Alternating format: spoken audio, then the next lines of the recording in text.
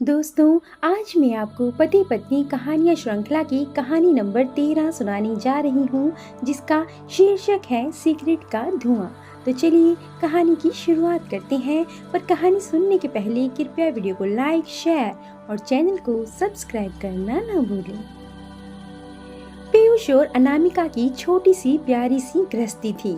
शादी को 7 साल हो गए थे। मधुर संबंध और प्रगाढ़ हो रहे थे। आरुष 2 साल का हो गया था। अब एक और मेहमान बस 4-5 महीनों में आने वाला था। खुशी खुशी जीवन की बगिया महक रही थी। पीयूष अनामिका का बहुत ख्याल रखता था।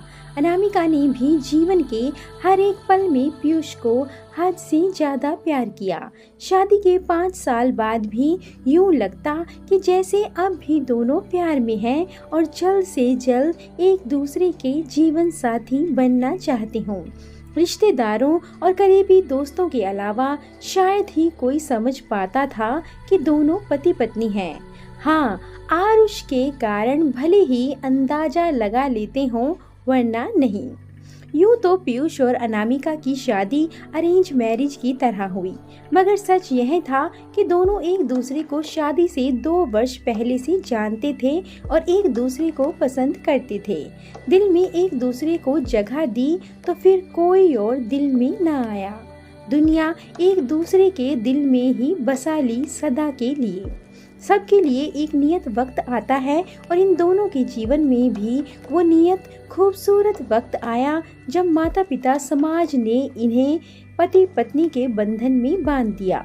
जीवन आगे बढ़ा और प्यार भी। पीयूष और अनामिका के बीच हर तरह की बात होती। अमूमन पति पत्नी के बनने के बाद ज़्यादातर जोड़ों के बीच बहुत सारी बातें खत्म हो जाती हैं। मसलन राजनीति, खेलकूद, देश दुनिया, साइंस, करियर, हंसी मजाक आदि आदि। पर इनके बीच सब कुछ पहले जैसा था।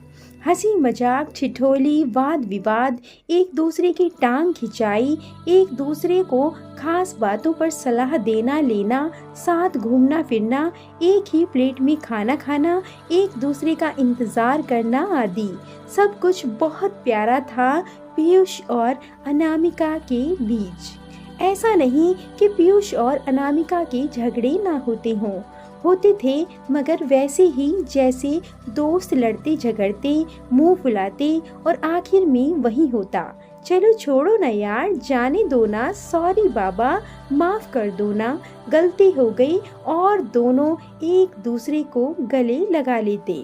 सब कुछ अच्छा चल रहा था, कहीं कोई कमी ना थी। जीवन बगिया प्यार से सरोबोर थी। फिर भी जाने क्यों कभी कभी अनामिका उदास हो जाती, पर अगले ही क्षण अपनी उदासी झटक कर मुस्कुरा देती। पीयूष कभी शायद ही उसके उदास पल देख पाता और कभी दिख भी जाता तो अनामिका कहती, कुछ नहीं, यूं ही।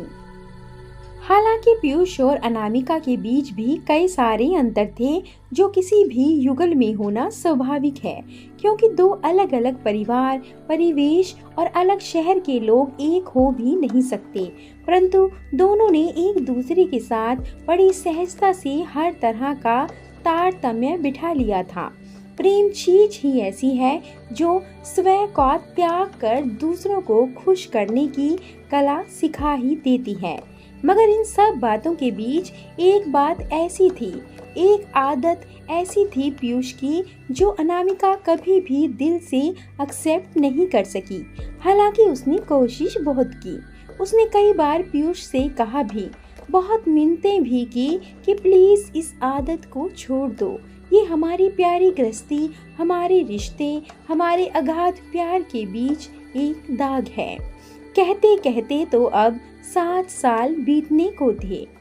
पीयूष ने जाने उस आदत को खुद से त्यागना ना चाहा या उससे हुआ ही नहीं, ये पता नहीं, जबकि कहते हैं कि दुनिया में जिंदगी और मौत के अलावा बाकी सब कुछ संभव है।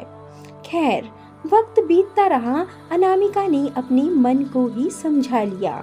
उसको याद आता कि सभी बड़े बुजुर्ग और बुद्धिजीवी लोगों का कहना है कि इस संसार में ऐसा कोई नहीं जिसको जीवन की संपूर्ण खुशियां मिल जाएं। महान पार्श्व गायिका लता जी के गीत सुन मन को बहला लेती। हर किसी को मुकम्मल जहां नहीं मिलता, कभी जमीन तो कभी आसमान नहीं मिलता। मधुर पल और मधुर हो गए थे। नन्हे मेहमान के आगमन में बस 2 महीने की देरी थी। पीयूष जल्दी घर आता, अनामिका को बहुत प्यार देता। आरुष को गोद में लिए पीयूष अनामिका के साथ बैठ घंटों दुनिया जहान की बातें करता। अनामिका हर वक्त खुश थी, पर कभी कभी अनायास पूछ बैठती, पीयूष तुम सच में अपनी आदत नहीं छोड़ सकते? पीयूष उसके हाथ थाम फिर वही बात दोहरा देता जो पिछले 7 साल से कह रहा था। बस 2-4 दिन दे दो मुझे, सच कहता हूँ इस बार पक्का तुम्हें शिकायत का मौका नहीं दूंगा। अनामिका कसक भरी मुस्कान के साथ सिर हिला देती, ओके प्लीज, इस बार जरूर। पीयूष प्यार से अनामिका के माथे को चूम लेता, कभी गालों पर थपकी देकर कहता, इस बार पक्का प्रॉमिस। बात फिर खत्म हो जाती। आज अनामिका के दिल में आज फिर एक सोई हुई ख्वाहिश जगी। उसने पीयूष का हाथ पकड़कर अपनी ओर प्यार से खींचते हुए कहा, पीयूष सुनो ना एक बात, इधर आओ तो जरा। पर पीयूष ने पुरानी आदत के अनुसार हाथ छुड़ाते हुए कहा, रुको अनामिका, बस 5 मिनट, मैं अभी आया। बस अभी तुम्हारे ही पास आकर बैठता हूँ। कहकर पीयूष बालकनी में चला गया और सिगरेट पीने लगा। अचानक ही अनामिका की तेज चीख सुनकर पीयूष दौड़ा। अनामिका वॉशरूम में लहूलुहान पड़ी थी। बस अब उसकी आंखें कुछ कह रही थी, पर उसके मुंह से कोई आवाज नहीं निकल रही थी। पीयूष के प्राण ही सूख चले।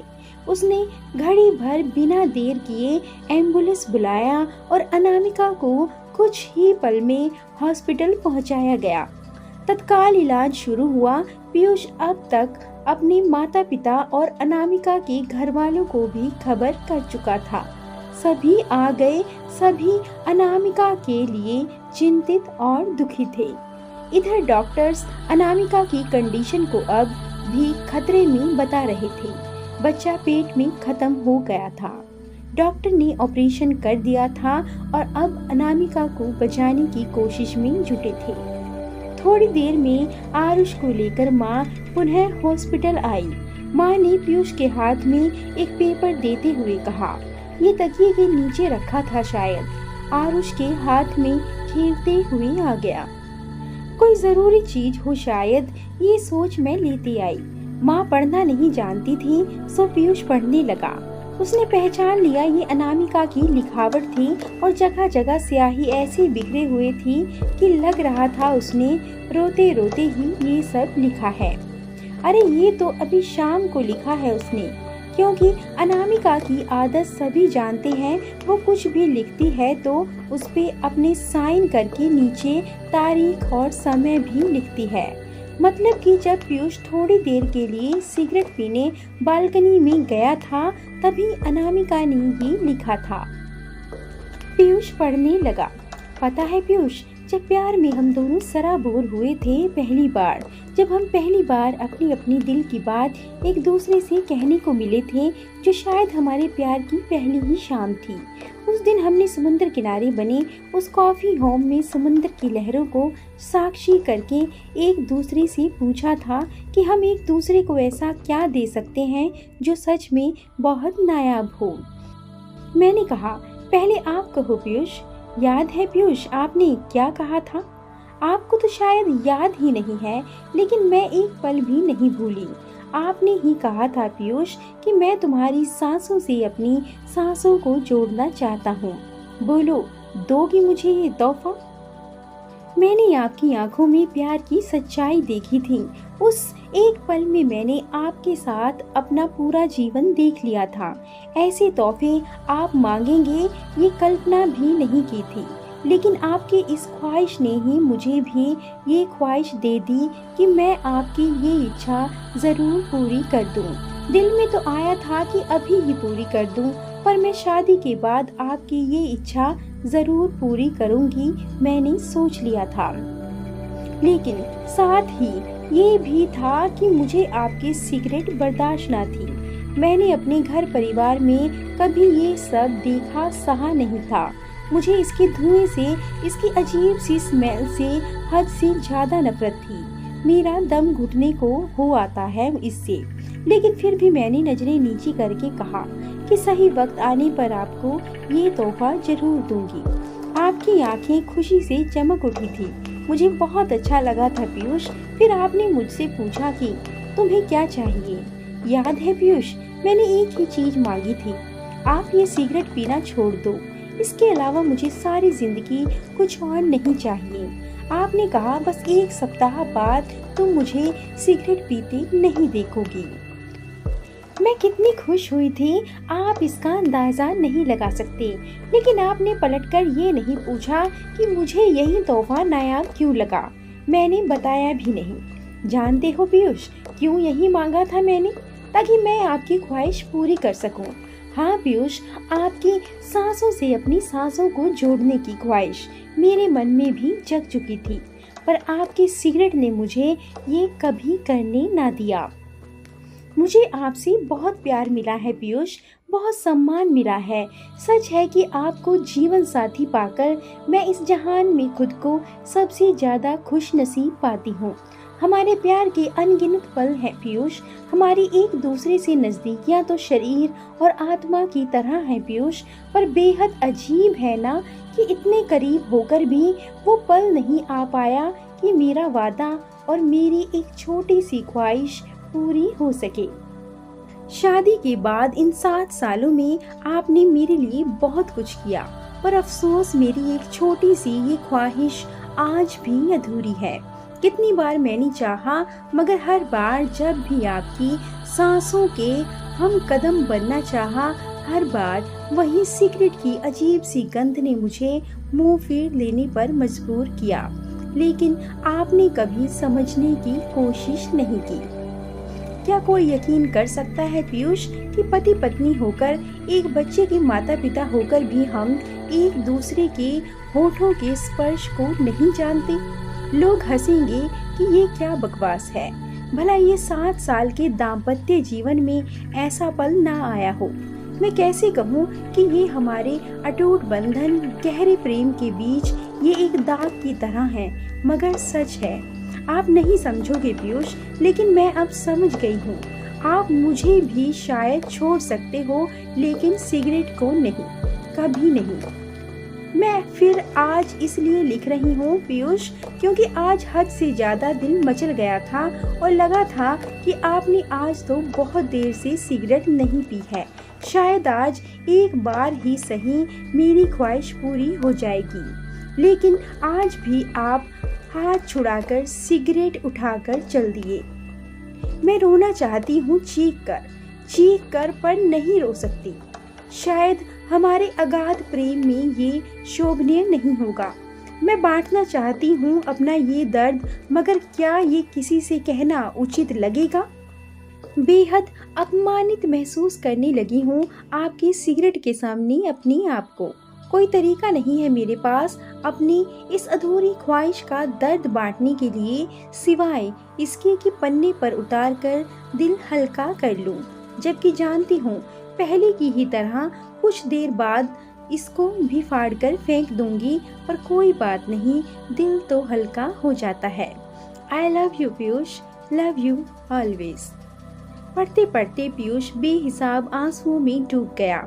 उसे आज एहसास हुआ उसके सिगरेट के लत के कारण क्या हो गया। उसके मन में सारे घटनाक्रम प्रत्यक्ष हो उठे। पीयूष के सिगरेट लेकर चले जाने के कारण अनामिका को आज बहुत ज्यादा बुरा लगा। उसके आंखों में आंसू छलक आए। उसने पेपर पेन उठाया और अपने मन की सारी बात उस कागज पर उड़ेल कर अपने मन को हल्का कर लिया। जब तक पीयूष सिगरेट खत्म करके कमरे में वापस आने वाला था, अनामिका का चेहरा आंसुओं से भीग गया था। वो उठकर मुंह हाथ धोने चली गई। जब वो वॉशरूम से वापस आने लगी, ना जाने कैसे उसका पैर फिसल गया। ये उसकी स्तब्ध मन की दशा थी या महज प्रेगनेंसी के कारण उसको चक्कर आया होगा, या उसके जीवन की इतनी ही अवधि तय थी। ये तो परमात्मा को ही पता था, या फिर खुद अनामिका को ही। पीयूष पागलों की तरह डॉक्टर से कह रहा था, मेरी अनामिका को बचा लो, मेरा सब कुछ ले लो, मेरी जान भी उसको दे दो, मगर बचा दो उसको। लेकिन ये नहीं हो सका। 8 घंटे के अथक प्रयास के बाद डॉक्टर ने आकर कहा, हमने बहुत कोशिश की लेकिन हम हार गए। अनामिका के पास अब ज़्यादा समय नहीं, उससे मिलने आप लोग। पीयूष बदहवास अनामिका के पास पहुंचा। अनामिका की आंखें शून्यता से भरी थीं। पीयूष ने उसका हाथ थामा और पागलों की तरह कहने लगा, अनामिका, मुझे छोड़कर मत जाओ, मत जाओ अनामिका, मैं तुम्हारी हर बात मान लूँगा आज से, अभी से। अब नहीं टालूंगा, 1 सेकंड भी नहीं, बस मत जाओ मुझे छोड़कर। अनामिका की आंखें पीयूष के चेहरे पर टिक गई। वो बहुत मुश्किल से जरा सा मुस्कुराई और अपने होठों पे एक मासूम सी ख्वाहिश सजाए हमेशा के लिए खामोश हो गई। दोस्तों, कहानी कैसी लगी कमेंट करके ज़रूर बताएं, और ऐसी अधिक कहानियों के लिए कृपया वीडियो को लाइक, शेयर और चैनल को सब्सक्राइब करना ना भूलें। धन्यवाद।